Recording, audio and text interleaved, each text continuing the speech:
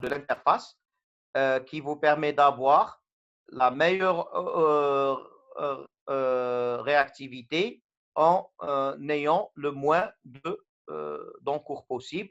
Et bien sûr, donc votre problème d'optimisation va avoir une fonction coût qui doit être minimisée. On minimise la fonction coût ou là, on maximise la fonction profit. Dans l'exemple HADA, on va maximiser la fonction profit. Alors, quels sont les leviers qui vous permettent d'avoir ça, d'améliorer la situation?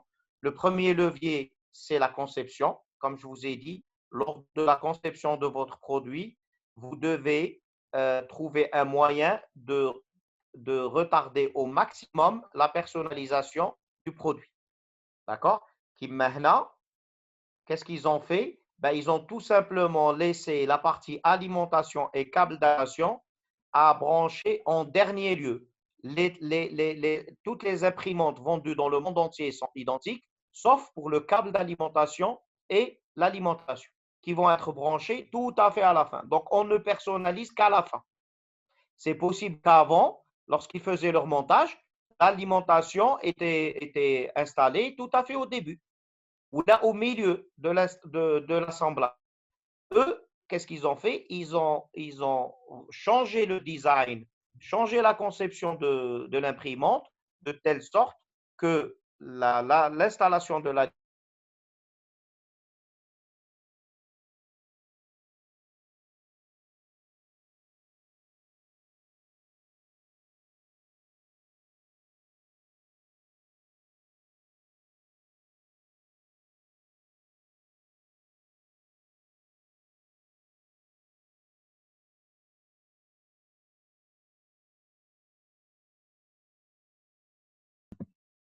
Donc, je disais que le premier levier pour améliorer ça, c'était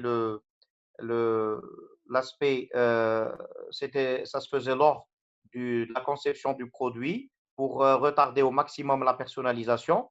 Le deuxième levier, c'est au niveau de la planification des procédés. D'accord? Souvenez-vous, quand on a fait SIM 1, on avait parlé de la conception des produits, on bat de la conception des procédés. La conception des procédés, on essaye de concevoir les procédés de fabrication. Et là, qu'est-ce qu'on fait? On essaye de concevoir des systèmes.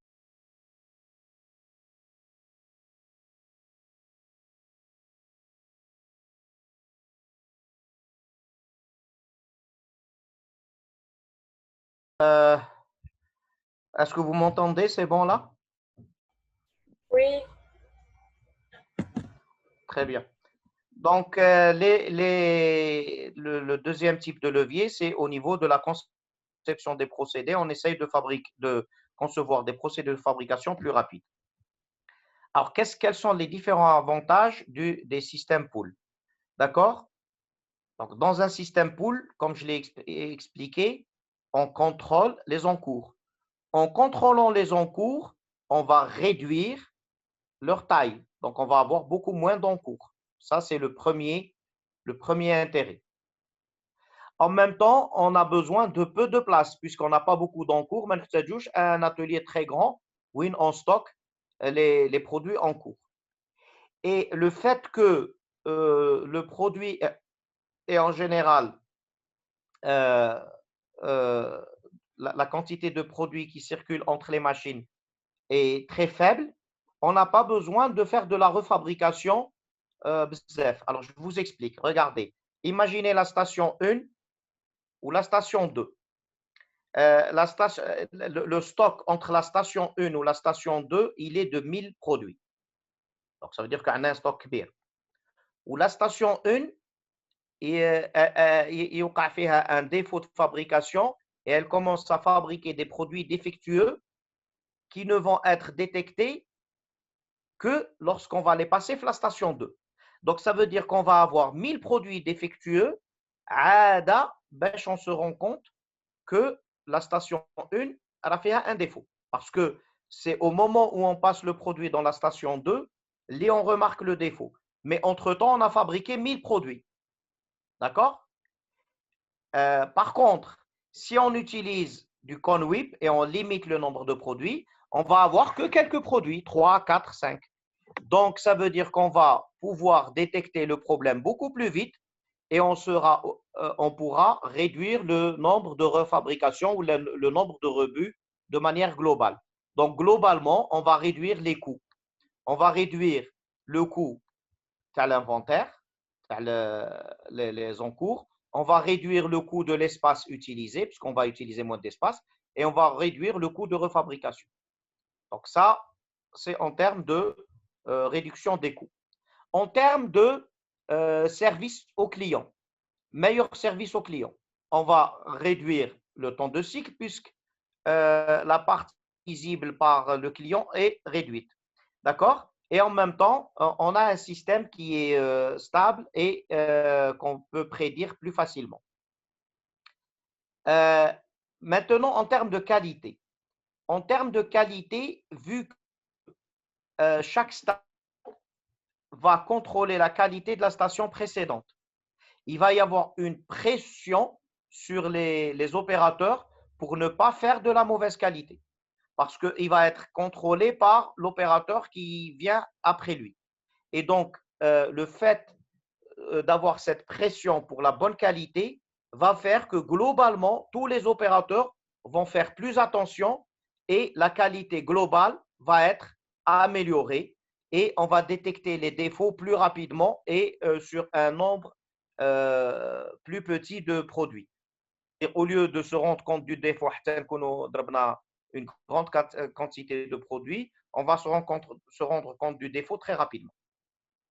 D'accord? Un autre intérêt concerne la flexibilité. Lorsque vous faites un système pool, vous ne lancez la production que si il y a un espace vide dans le système. D'accord? Le temps de cycle va être très faible. Donc, ça veut dire que vous n'êtes pas obligé d'engager les ordres de production trop tôt. Quand on fait un système push, pour pouvoir être dans les temps, c'est-à-dire pour pouvoir respecter les dates dues, je vais placer mes produits beaucoup plus tôt. D'accord? Dans un système push, j'ai un temps de cycle de 1 mois, un temps de cycle moyen de 1 mois avec un écart type de 10 jours. Donc, ça veut dire que je vais, pour avoir une forte probabilité de livrer à temps, je vais lancer mes ordres de production 40 jours avant la date due. Donc, 30 jours plus 30 jours qui est la valeur moyenne du temps de cycle ou 10 jours qui est l'écart type. Donc, valeur moyenne plus écart type. Des fois, pour assurer encore mieux, pour avoir un taux de service le plus élevé possible, je fais 2 fois l'écart type. Donc, ça veut dire que je vais placer mes ordres de production 50 jours avant la livraison. Par contre, si je fais un système pool, je vais pouvoir réduire ce temps, par exemple, à 10 jours. Au lieu de lancer mes ordres de production 50 jours avant la date due, je vais les lancer 10 jours avant la date due. L'avantage d'un système pareil, c'est quoi? C'est que, fait les 50 jours, il peut se passer beaucoup de choses. Je peux avoir un changement dans la technologie. Je peux avoir un changement dans la conception. Je peux avoir une annulation de la commande. Donc, les cas font que ne retarder l'engagement de mon ordre de production. D'accord? L'ordonnancement, il y a une règle qui dit ne faites jamais aujourd'hui ce que vous pouvez faire demain. D'accord? Pourquoi? Parce que aujourd'hui, le demain, il peut y avoir des changements qui font que votre produit va être annulé. Et ça arrive très souvent. D'accord?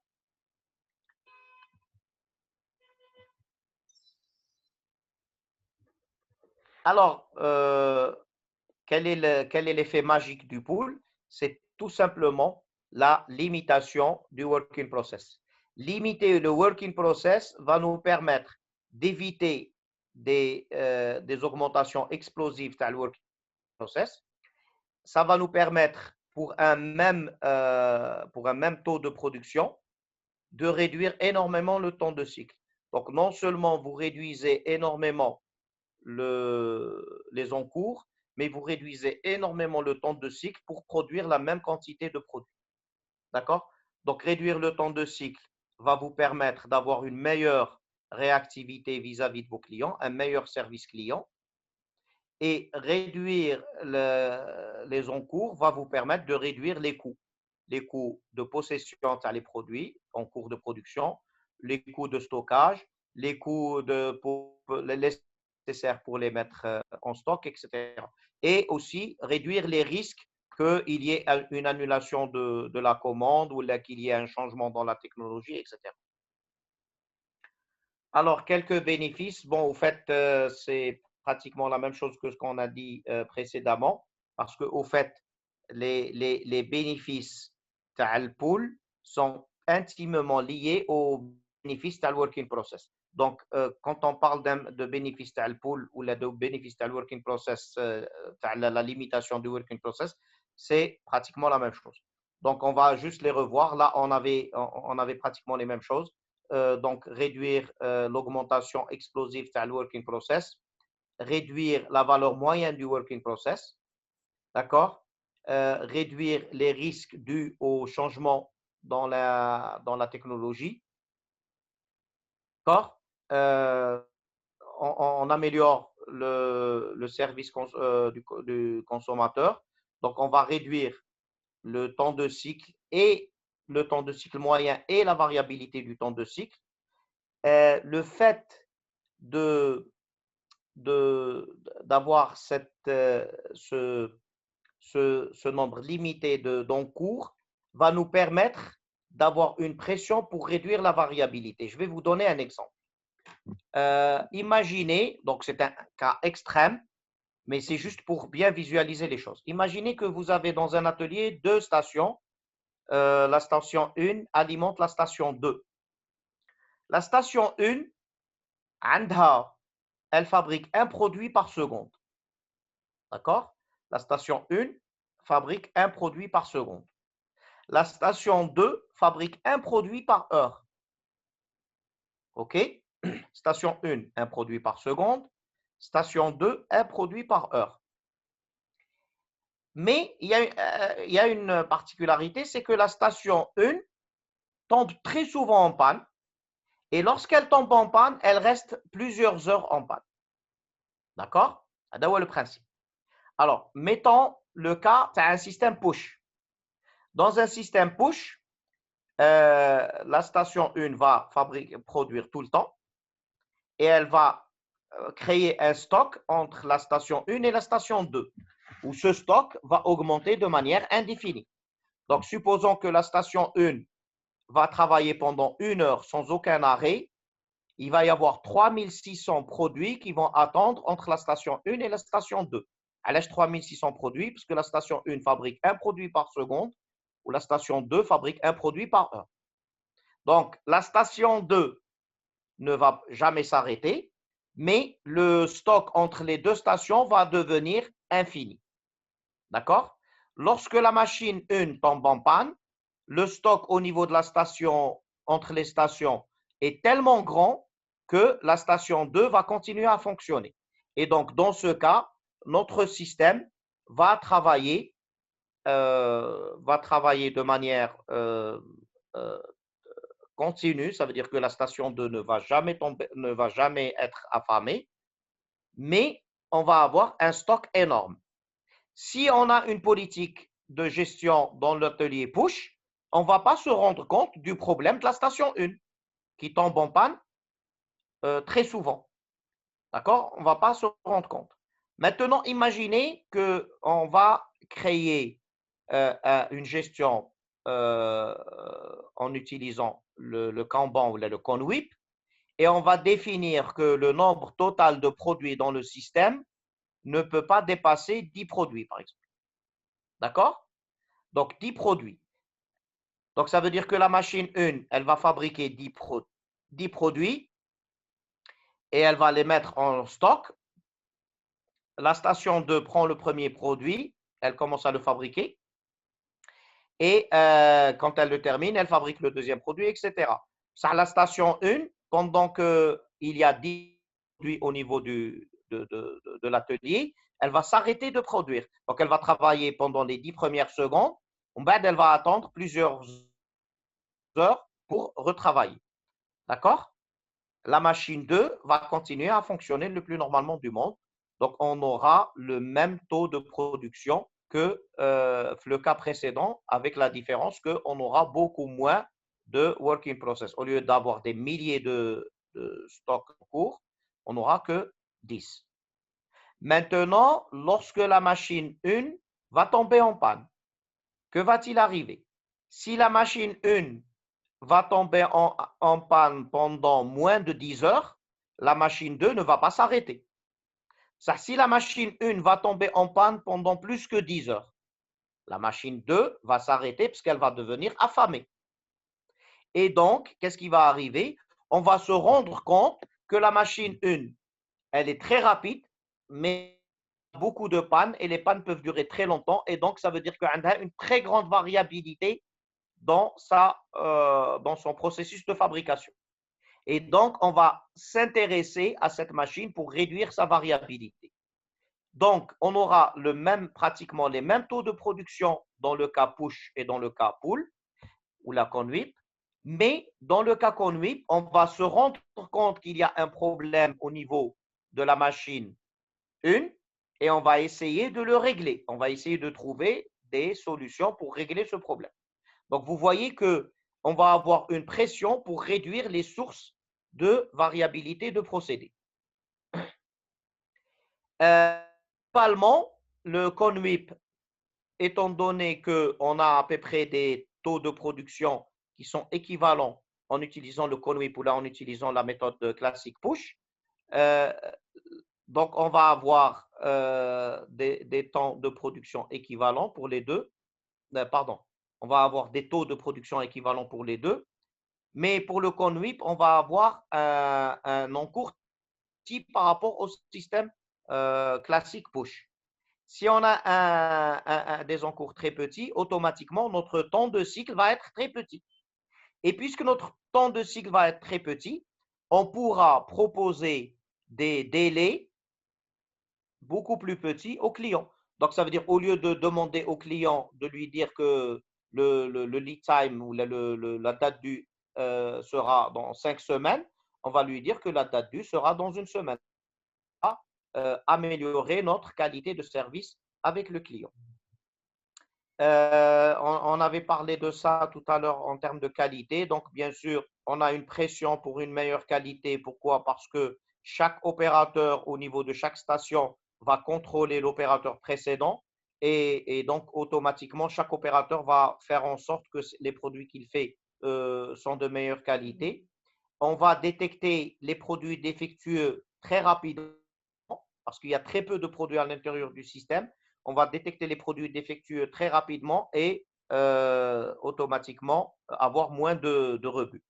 Et on va améliorer la communication entre les opérateurs puisque c'est l'opérateur de la machine de la station 2 ou de la station N qui va faire sa commande à l'opérateur de la station N-1 et donc il y aura une communication entre les différents opérateurs.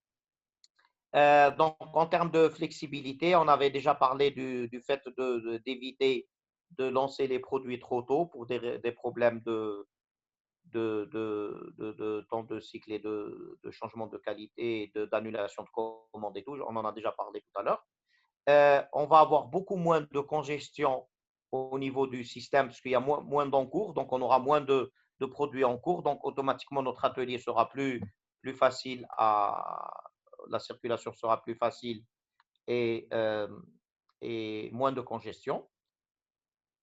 On n'a pas besoin de faire trop de prévisions. D'accord? On n'a pas besoin de faire beaucoup trop de prévisions et donc on peut fonctionner très correctement. Et on peut jouer sur la capacité plus facilement. Alors, un système conwip, donc là on prend un exemple, on va faire cet exemple et on va s'arrêter. Enfin, on termine l'exemple les graphes. Donc, dans cet exemple, qu'est-ce qu'on a? On a un système conduit. Donc, dans ce système conduit, on a un stock d'entrée, un stock de sortie. Chaque fois, je lance mes produits, je limite le nombre de produits en cours à une certaine valeur. Et chaque fois qu'un produit sort du système, je lance un nouveau produit. Je peux utiliser un système de carte ou un système de code barre ou de puce RFID pour savoir que le produit est sorti et donc lancer un autre produit dans le système. Je vais mesurer mes produits en unités, d'accord? Et le principe, c'est de maintenir un nombre précis de produits dans le système. Quel est le nombre minimum que je dois fixer? Le nombre minimum, il est égal au nombre de stations. Parce que au moins, les stations, ils connaissent le maximum. Parce que si je mets moins de produits que de stations, mon système ne va pas avoir un taux de production mleh. Souvenez-vous, quand on a fait le graphe du best case. Le graphe du best case, il y a le W0, il est égal au nombre de stations dans le système. D'accord? Donc, si je regarde maintenant les différents modèles de production, dans un système MRP, oui, je ne tiens pas compte du working process. Donc, ça veut dire que je suis dans un système push. Je peux considérer le système comme un réseau de files d'attente ouvert. Un réseau de files d'attente ouvert, c'est comme par exemple à la poste. Ces derniers temps, vous avez remarqué le nombre de personnes énorme qui va à la poste pour retirer de l'argent. Pourquoi? Parce que tout simplement, il n'y a pas de limitation du nombre de personnes qui arrivent. Le nombre de personnes peut arriver et c'est ouvert. Et donc, ça veut dire que je peux me retrouver avec des chaînes très élevées, avec des queues, avec des milliers de clients ou des milliers de produits. Le conWIP, il va fonctionner comme un réseau de files d'attente fermé. Un réseau de files d'attente fermé, ça veut dire que le système va avoir une recirculation, c'est-à-dire le produit qui il va revenir à l'entrée. En vérité, le produit, il sort. Ça, son étiquette ou là, son identification va revenir ici, elle va être placée sur un nouveau produit.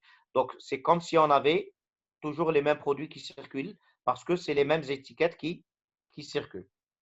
Le Kanban va être un système identique au conduit, donc avec un réseau de files d'attente fermé, mais avec des situations de blocage parce que j'avais dit qu'au niveau de chaque station, je définis le nombre de stocks.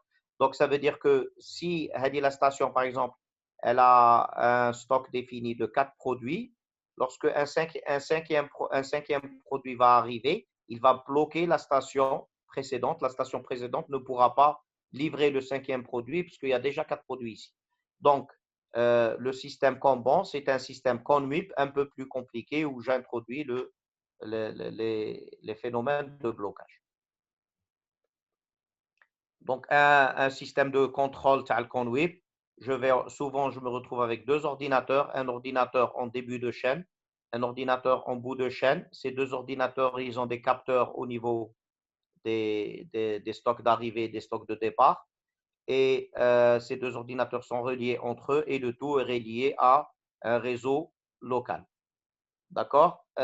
Donc, cet ordinateur, quand il reçoit l'information qu'un produit vient de sortir, il récupère son identification, il envoie à l'ordinateur d'entrée. L'ordinateur d'entrée va placer cette identification sur un nouveau produit qu'il va envoyer dans le système. Alors maintenant, si je veux comparer les systèmes push et les systèmes pull en termes de loi, premièrement, qu'est-ce qui peut être observé au niveau de chaque système?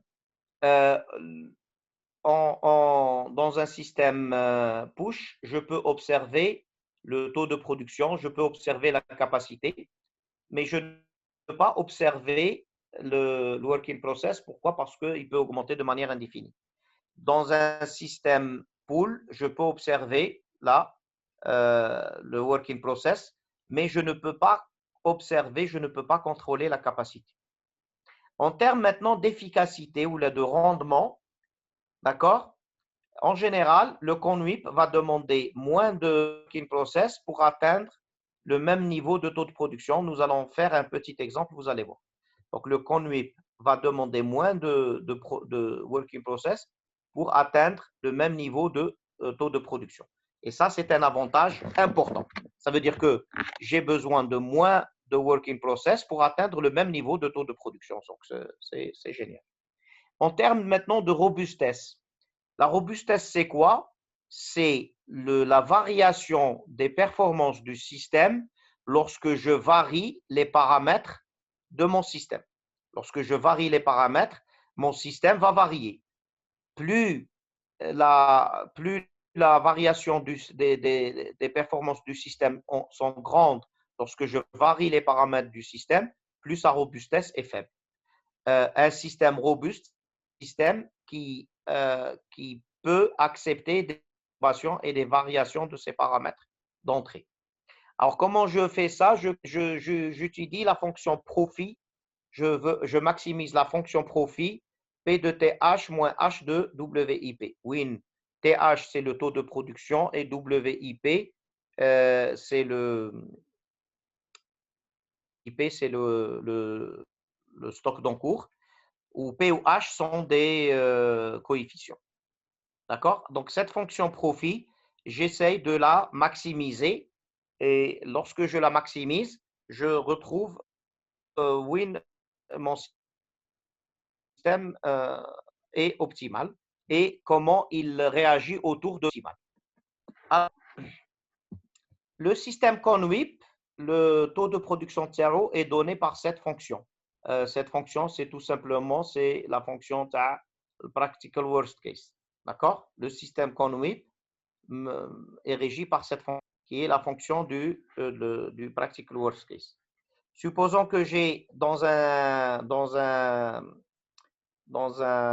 atelier, j'ai 5 machines en série, d'accord, et qui ont tous la même capacité de 1 pièce par heure, d'accord?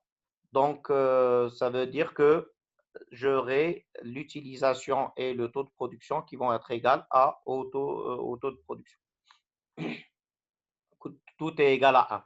Pourquoi j'ai mis tout est égal à 1? Tout simplement pour voir les effets le conWIP ou le pure push. J'utilise un process time exponentiel. Ça veut dire que la variabilité sur le temps d'opération est exponentielle. Donc, j'ai une variabilité modérée. J'ai un coefficient de variation égal à 1. Alors, je vais gérer l'atelier de deux façons différentes, en utilisant mon conWIP ou là en utilisant un système push. D'accord? Un système push sans perturbation. Hein. Je ne réfléchis pas à la perturbation. La perturbation, la perturbation. Alors, dans mon système HADA, RB va être égal à TH va être égal à 1. D'accord? W0, c'est le nombre de machines, il est comme Chafin, le W0 est égal au nombre de stations. Donc, je vais avoir W sur W plus 4. Donc, le taux de production du système conWIP va être égal aux encours que j'ai placés dans mon système sur les encours plus 4. D'accord? Pour le système push, je suis dans la situation, chaque station va être modélisée comme une machine MM1. D'accord? Comme une file d'attente MM1. Donc, ça veut dire que les encours global dans mon système, c'est 5 fois MM1. 5 machines MM1. Maintenant, une machine MM1, le taux de working process, c'est U sur M moins U. Hein. Si vous ne vous souvenez pas de ces formules, nous allons au chapitre 7 et 8. Et donc, ça me fait, et puis on a U est égal à TH dans notre situation parce qu'on a pris tout égal à 1, comme les valeurs c'est égal à 1. Donc, je me retrouve avec 5 TH sur 1 moins TH. D'accord? Donc, pour le système, le taux de production, il est égal aux encours divisé par les encours plus 4. Et pour le système pure push, les encours sont égales à 5 TH sur 1 moins TH, où une TH, c'est le taux de production. Notez que les deux, c'est uniquement un changement dans la gestion de l'atelier. L'atelier, c'est toujours le même. Alors, premièrement, regardons l'aspect efficacité ou l'aspect rendement. Si je regarde ces deux équations, combien faut-il de work in process dans le système push pour avoir le même taux de production qui est atteint? D'accord? Donc, mon système conduit par l'équation. TH de W est égal à W sur W plus 4. C'est pour l'exemple, c'est 5 machines. Ou c'est la formule, le taux de production au niveau de la gestion pure push. Donc, c'est 5 TH sur 1 moins TH. Alors, qu'est-ce que je fais? Je vais essayer de calculer le working process, le système push, qui me donne le même taux de production que le conwip. Alors, le taux de production du conwip, il est donné par W sur W plus 4. Donc, si je remplace TH par sa valeur W sur W plus 4, je vais trouver le W de TH, le W de push, par rapport au W le conwip. Donc, je fais ça. Donc, je vais faire ça. Donc, j'ai TH sur 1 moins TH. Je remplace TH par sa valeur en haut et en bas. Et je fais